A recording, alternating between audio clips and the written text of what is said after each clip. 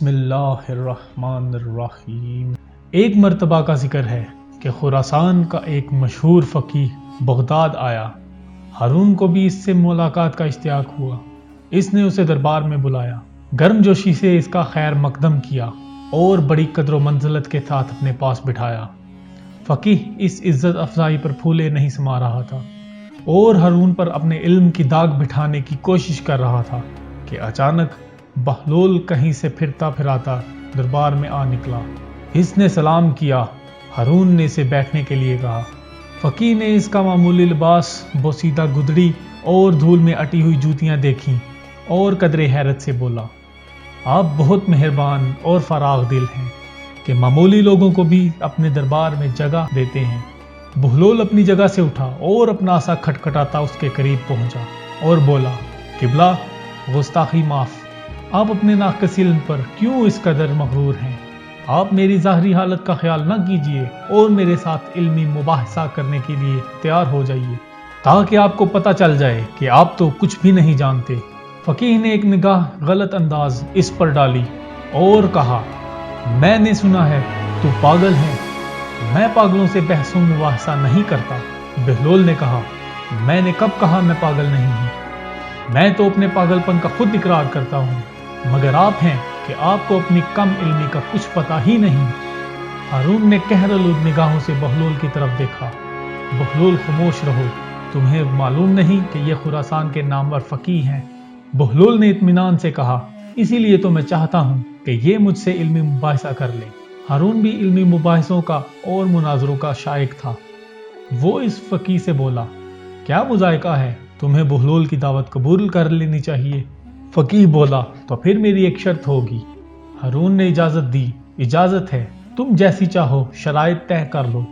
فقیہ بولا، میری شرط یہ ہے کہ میں بہلول سے ایک معمہ پوچھوں گا، اگر اس نے درست جواب دے دیا تو اسے 1000 اشرفیاں دوں گا، اور اگر یہ ناکام رہا تو مجھے 1000 اشرفیاں دینے کا پابند ہوگا۔ بہلول مسکرایا، ہم فقیروں کے پاس مال دنیا کہاں؟ ہاں، میں خود کو آپ کے سپرد کر سکتا ہوں کہ آپ ایک غلام کی طرح مجھ سے کام لیں اور اپنی 1000 اشرفی پوری کر لیں، اور اگر میں 1000 اشرفی جیت گیا تو وہ تو ناداروں اور محتاجوں کا ہی حصہ ہے کہ امیر المومنین علی مرتضیٰ علیہ السلام فرماتے ہیں کہ جہاں بھی دولت ضرورت سے زیادہ ہے وہاں یقیناً کسی حقدار کا حق ضائع ہو رہا ہے۔ فقیہ نے کہا، مجھے منظور ہے، اور کیا تم تیار ہو کہ میرا معمہ حل کرو؟ بہلول نے جواب دیا، بصر و چشم۔ فقیہ نے ہارون سے پوچھا، علی جا، آپ کی بھی اجازت ہے؟ ہارون نے شاہانہ تمکینت سے کہا، اجازت ہے۔ فقیہ نے اپنا معمہ پیش کیا۔ ایک گھر میں ایک عورت اپنے شرعی شوہر کے ساتھ بیٹھی ہے۔ اسی گھر میں ایک شخص نماز پڑھ رہا ہے اور دوسرا روزے سے ہے۔ اچانک دروازے پر دستک ہوتی ہے اور ایک شخص اندر داخل ہوا، جس کے آ جانے سے شوہر اور بیوی ایک دوسرے پر حرام ہو گئے۔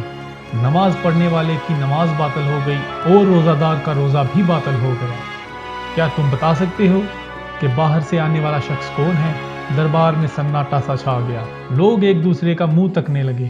بہلول نے برجستہ کہا، گھر میں داخل ہونے والا شخص اس عورت کا پہلا شوہر ہے جو سفر پر گیا ہوا تھا، جس کے بارے میں یہ خبر ملی تھی کہ دوران سفر انتقال کر گیا ہے۔ اس عورت نے حاکم شرع کی اجازت سے اسی مرد سے عقد کر لیا تھا جو اس کے برابر بیٹھا ہوا تھا۔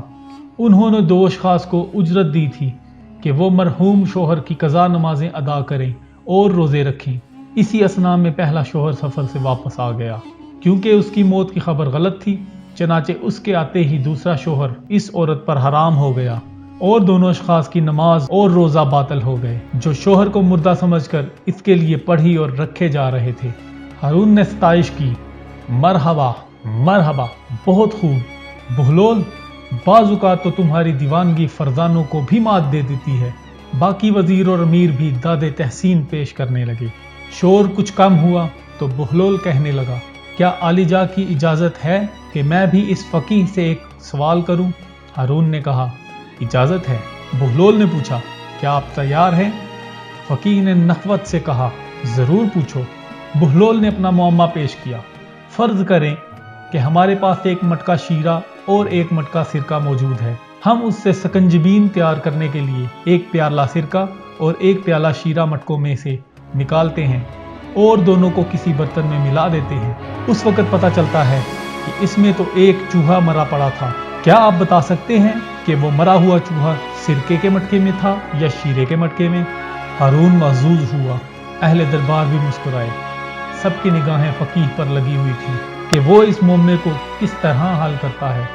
वो गहरी सोच में मुस्तगरक हो गया और बहुत देर तक एक लफ्ज भी ना बोल सका।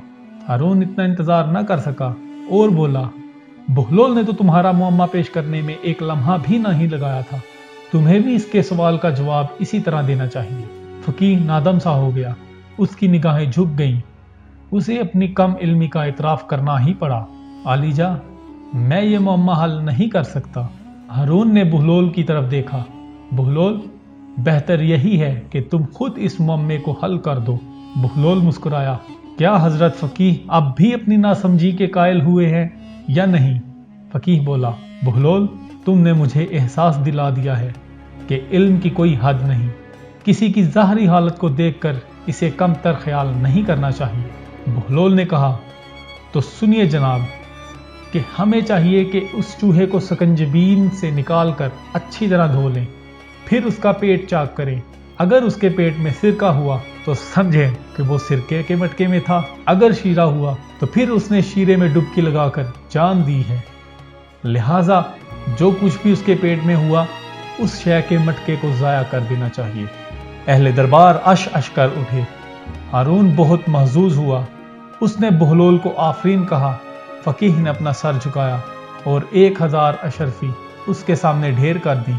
बहलोल ने तमाम अशरफियां समेट कर अपनी झोली में डाली और महल से बाहर निकलते ही उन्हें ज़रूरतमंदों में बांटने लगा। दोस्तों, इस वाक़या से हमें ये सबक मिलता है कि कभी भी किसी की ज़ाहरी हालत देखकर उसे हकीर नहीं जानना चाहिए, और अगर हमारे पास इल्म हो तो हमें अपने उस इल्म पर गरूर व तकब्बुर नहीं करना चाहिए। खुदा हम सबको गरूर व तकब्बुर से बचने की तौफीक अता फरमाए।